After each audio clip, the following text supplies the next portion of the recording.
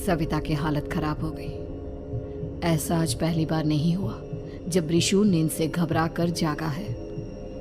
हाय मेरा बच्चा, न जाने किसकी नजर लग गई है तुझे। जब से मेरे बच्चे ने 10वीं के एग्जाम में स्कूल टॉप किया है तब से रोज बुरे बुरे सपने आने लगे हैं। हाँ माँ, मैंने आज फिर से एक काले साए को देखा। वो यहीं मेरी आंखों के सामने खड़ा था। माँ मुझे बचा लो माँ। वो मुझसे कह रहा था कि मुझसे बदला लेगा। माँ कहीं ये प्रशांत। चुप कर, कैसी बात कर रहा है?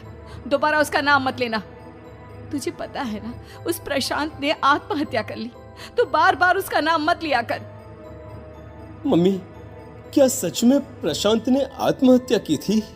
चुप कर, बहुत सवाल पूछता है आजकल। और फिर रात के वक्त सविता के पूरे घर में एक अजीब सा काला धुआं छाने लगा। गहरी नींद में सोई सविता की जैसे ही आंख खुली उसका दम घुटने लगा। वो दौड़कर रिशु के रूम की तरफ गई जहां उसके दरवाजे पर घूमती एक काली परछाई देख। कौन है वहाँ? कौन है? सामने आओ। ये मैं हूँ, तुम्हारी काली करतूत।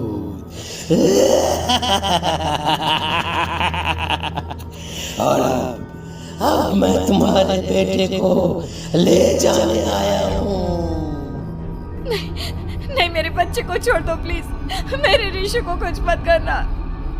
वो परछाई रिशु के कमरे में घुस जाते पैर तक खून में सना हुआ था और उसके शरीर के सारे अंग कटे फटे हैं।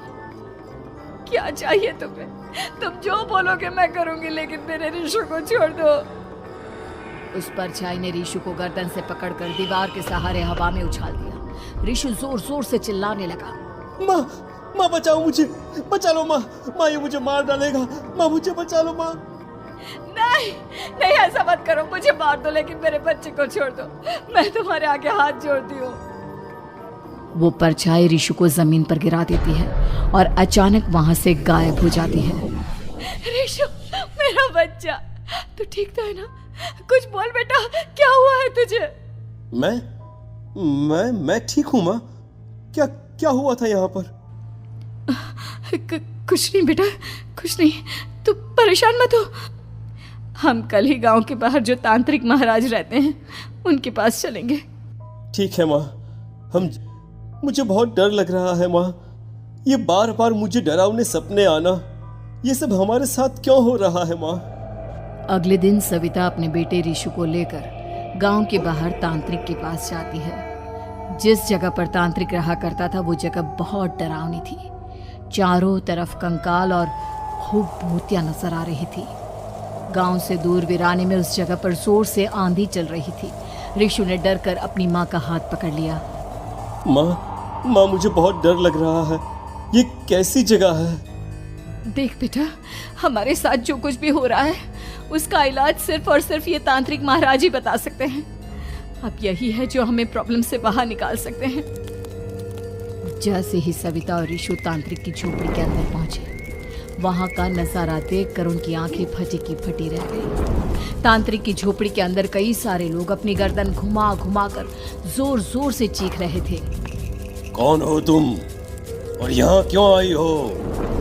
महाराज, मेरे बेटे को कुछ दिनों से एक डरावनी काली परछाई नजर आती है और कल रात उसने मेरे बेटे पर हमला भी कर दिया।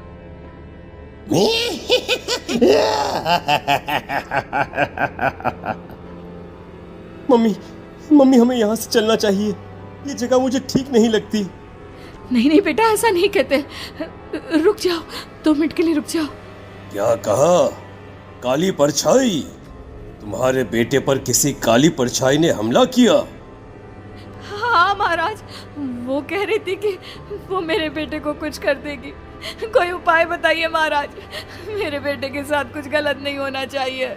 तुमने किसी दूसरे के साथ गलत किया है तो तुम्हारे साथ भी गलत होकर ही रहेगा। तुमने किसी की जान ली है, किसी को मार डाला है तुमने। नहीं महाराज, मैंने ऐसा कुछ नहीं किया। मैंने किसी की जान नहीं ली।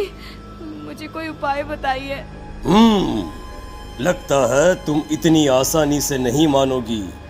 मैं तुम्हें अभी उस काली परछाई से मिलवा देता हूँ और वही सारा सच तुम्हारे सामने लेकर आएगा।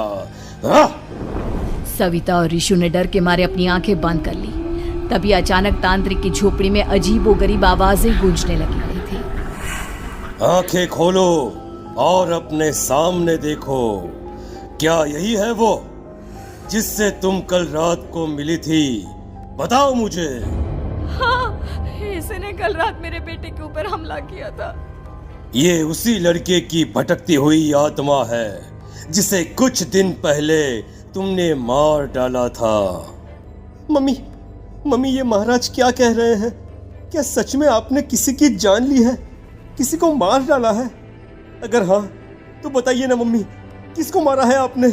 किसको? तुम्हारी माँ इतनी आसानी से सच नहीं बताएगी बेटा।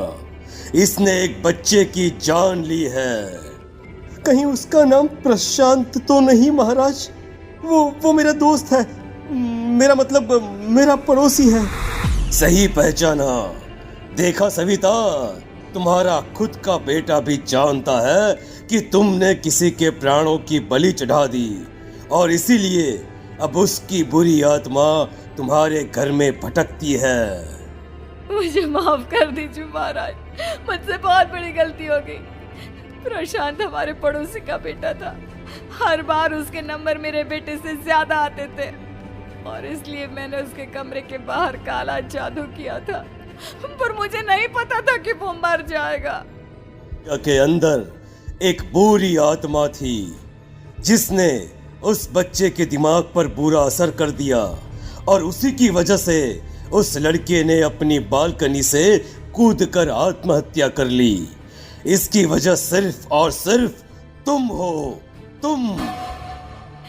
नहीं महाराज, जो कुछ भी हुआ मुझे नहीं पता था कि प्रशांत अपनी जान दे देगा। प्रशांत की आत्मा इस वक्त तुम्हारे सामने खड़ी है, हमसे बात करना चाहती है। बोलो क्या कहना चाहते हो? मैं जीना चाहता था, बड़ा होकर कुछ बनना चाहता था। आपके बेटे से मुझे कोई परेशानी नहीं थी। अरे वो तो मेरा अच्छा दोस्त था। मुझे माफ कर दो बेटा, मुझसे बहुत बड़ी गलती हो गई, मुझे माफ कर दो। माफ करने से मुझे वापस जिंदगी नहीं मिल जाएगी।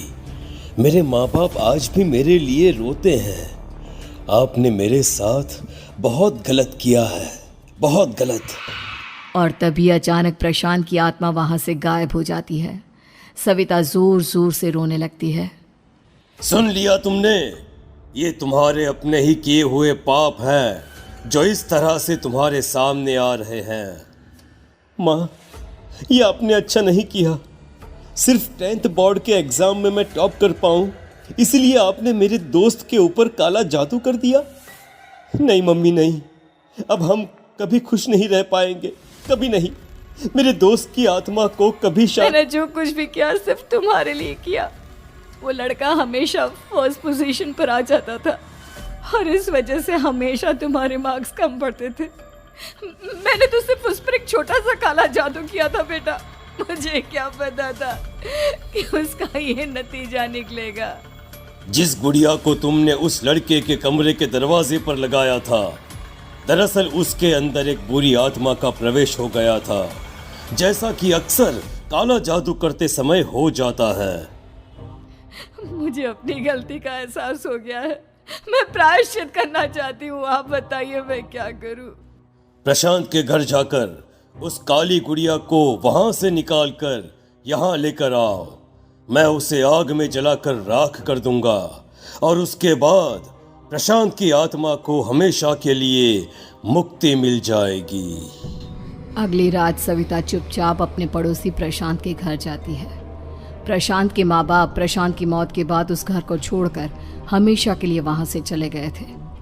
जैसे ही सविता उस घर के अंदर कदम रखती है, उसका सामना अजीबोगरीब हैवानियत से भरी आवाज़ों से होने लगता है।